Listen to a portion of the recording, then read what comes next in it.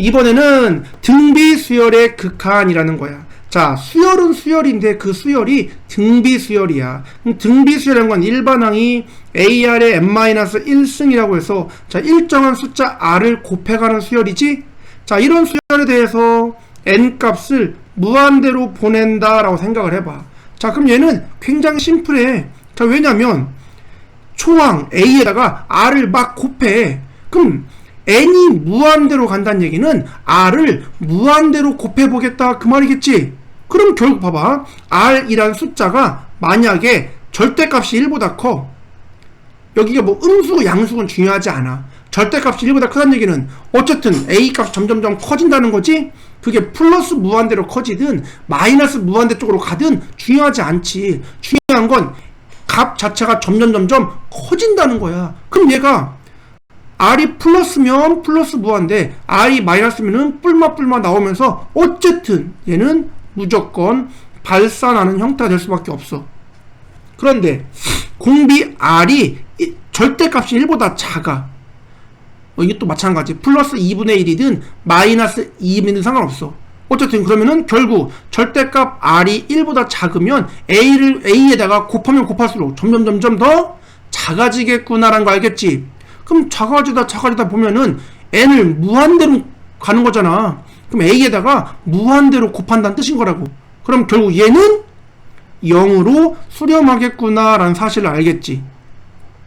근데 그 경계선에 있는 만약에 R이 그냥 1이라면 1은 아무리 곱해도 1이지? 그럼 그냥 A라는 값으로 수렴이라고 볼 수 있고, 요 R이 만약에 마이너스 1이라면 곱할 때마다 플러스 A 마이너스 A 플러스 A 마이너스 A 플러스 A 마이너스 반복되겠지? 자, 이런 거 우리는 진동이라고 하고, 어쨌든 진동도 발산이라고 불리는 거지.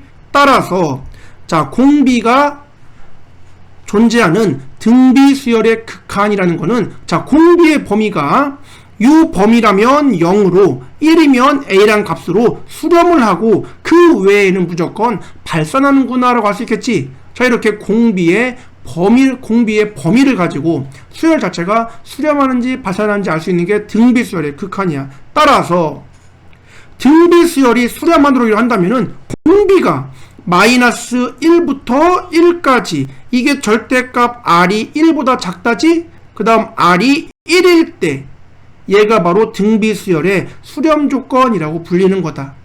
알겠지? 물론 초항이 A라고 따로 초항이 존재한다면 뭐 초항을 내가 0으로 만들어버리면 뭐 더 이상 곱할 것도 없이 그냥 0이란 값으로 수렴이라고 볼 수는 있겠지만 등비수열에서는 요 공비에 따른 수렴 범위 얘를 잘 봐둔다.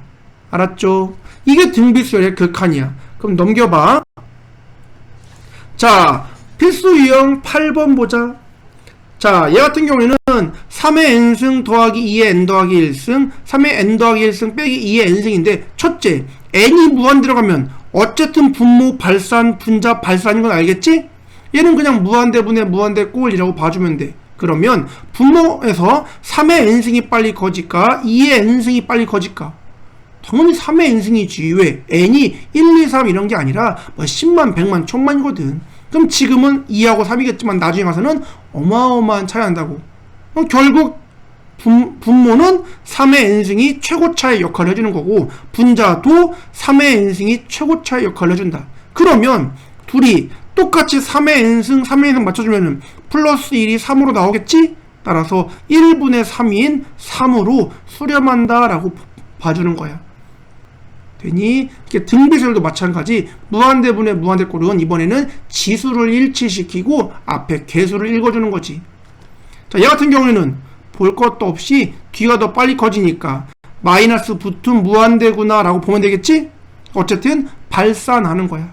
자, 이런 식으로 등비수열의 극한 그냥 읽어주면 된다. 알았죠? 넘겨볼까요? 그렇다면 9번. 자, 요런 등비수열이 수렴하도록 만들어봐 라고 한다면, 자, 봐봐. 전체의 n제곱 꼴이기 때문에 이거 전체가 공비가 되겠네.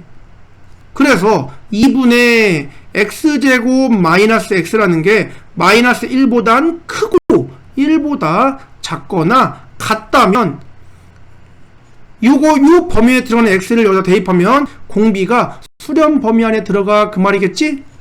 물론 뭐 이거를 푸는 거야. 이렇게 부등식 하나 풀고 이렇게 하나 푸는 연립부등식이라고 보면 되겠지. 오케이? 그럼 자, 두 번째. 얘가 수렴하도록이라고 한다면 자, n이 붙어있는 여기만 공비인 거지? 따라서 x제곱에 마이너스 x 마이너스 1이 마이너스 1보다 크고 1보다 작거나 같도록 만들어주면 된다. 그런데 그 외에 미지수가 혼자 따로 있지? 이걸 초항이라고 본다면 처음부터 x값을 0으로 만들어 버린다면 뭘 곱해도 다 0인 거잖아? 그래서 이렇게 공비를 제외한 나머지 미지수를 포함한 식이 있으면 그게 0이 되거나 또는 나머지가 수렴 범위 안에 들어가도록 이라는 게 등비수열의 수렴 조건이라고 불러주는 거야. 알겠죠? 자, 그럼 이제 10번 봐봐. 이렇게 지수를 포함한 등비수열의 지수꼴에 극한값이 있어. 자, R이 뭔지 알아 몰라? 모르지. 우리가 어떻게 알아? 따라서 자, 이런 식으로 공비가 미지수인 등비수열이 나온다면 뭐 고민할 필요 없다. 공비의 절대값이 1보다 큰 경우 공비의 절대값이 1보다 작다면 얘가 그냥 1이라면 마이너스 1이라면 4개로 나눌 수밖에 없지. 자, 그래서 만약 공비 R이 절대값이 1보다 큰 수라면 무한대 분의 무한대 꼴이지? 그럼 그냥 앞에 계속만 읽으면 돼. 그러면 그게 값이 1이 되겠지. 그럼 R이 2든지 3이든지 5이든지 필요 있어 없어? 없어. 개수를 읽어주는 거니까. 그럼 공비가 1보다 작다면 자, R이 1보다 작아. 그럼 n이 무한대로 가면은 이 자체가 점점 작아지다가 결국 0으로 가겠지. 그럼 결국 전체의 값은 0 더하기 1분의 0이 되기 때문에 그냥 0으로 수렴이라고 보면 된다. 됐어요? 세 번째, 공비 R이 1이라면 1은 아무리 곱해도 1이잖아. 그럼 1의 n승 더하기 1분의 1이 돼서 결과적으로 2분의 1로 수렴이라고 되겠지. 근데 공비가 마이너스 1이라면 자, 마이너스 1 n제곱 하면은 플러스 1, 마이너스 1, 플러스 1, 마이너스 1 반복되지? 따라서 값이 확정되지 않겠지? 따라서 이거는 그냥 진동에 의한 발산이라고 쓰면 끝이야. 따라서 이렇게 4개로 나누어서 해도 이렇게 복잡한 형태로 나올 수밖에 없다라는 거지. 알겠죠? 자, 이렇게 공비가 미지수인 등비수열의 극한은 이렇게 공비의 범위를 나누어서 접근하면 되는 거야. 됐죠? 다음. 자, 우리 AN과 SN의 관계는 알고 있지? SN이라는 거는 AN이라는 수열의 1항부터 N항까지의 합이라서 근데 만약에 SN에서 그 직전 항까지의 합을 빼준다면 남는 결과가 일반항 AN이다 라는 뜻이거든. 따라서 자, 수열 AN의 첫째 항부터 N항까지 합 SN을 이렇게 정의했다면 SN분의 AN의 극한값을 구하라고 했을 때 AN을 내가 직접 구했다는 거야. 어떻게? SN인 2에 n 더하기 1승 플러스 1에서 빼 s의 n-1은 2에 n승 더하기 1이라고 써지겠지?